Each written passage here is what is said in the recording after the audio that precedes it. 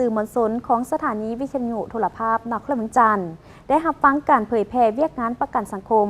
ทั้งนี้ก็เพื่อสร้างความรับรู้และเข้าใจอย่างเป็นเอกภาพเกี่ยวกับสิทธิและผลประโยชน์ต่างๆที่ประกันสังคมให้การคุ้มครองผู้ประกันตน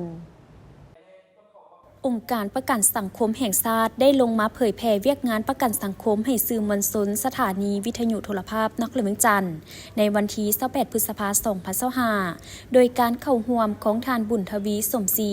ผู้อำนวยการสถานีวิทยุโทรภาพนครหลวงจันทร์ท่านจันทวีไซแก้วประเสริฐหัวหน้าแขนงโฆษณาองค์การประกันสังคมแห่งชาติได้เผยแพร่เกี่ยวกับข้อมูลประกันสังคมซึ่งประกันสังคมแม่นการรับประกันผู้ประกันตนให้ได้รับการคุ้มครองด้านสวัสดิการสังคมทั้งในปัจจุบันจนฮอดอนาคตเส้นการเกิดลูกป่วยการว่างงานอุบัติเหตุแห่งงานปิ่นปัวสุขภาพครอบครัวมีเด็กน้อยเสียกำลังแห่งงานสูญเสียเสาหลักครอบครัวและผู้อายุสูงพร้อมเดียวกันนี้ยังได้เผยแพร่ให้ฮู้เกี่ยวกับผลประโยชน์ที่จะได้รับจากการอุดหนุนปิ่นปัวสุขภาพอุบัติเหตุแห่งงานหรือพยาธิอาชีพออกลูกป่วยการบำนาญและอื่นๆรวมทั้งขั้นตอนในการใช้บัตรประกันสังคมระบบปิ่นปัวและบางรายการที่องค์การประกันสังคมยังบ่คุ้มครองสำหรับเป้าหมายการเข้าประกันสังคมแม่นพนักงานราชการ95ส่วนห้อยขึ้นไป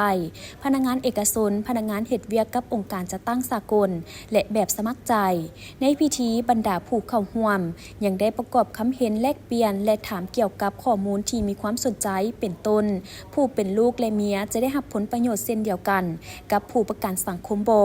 เวลาเกิดมีการเจ็บป่วยกระทันหันสามารถเข้าปิ่นปัวอยู่ห้องหมออื่นได้บ่และปัญหาอื่นๆซึ่งทางแขนงโฆษณาองค์การประกันสังคมแห่งชาติก็ได้อธิบายชี้แจงให้รับรู้และเข้าใจอย่างละเอียด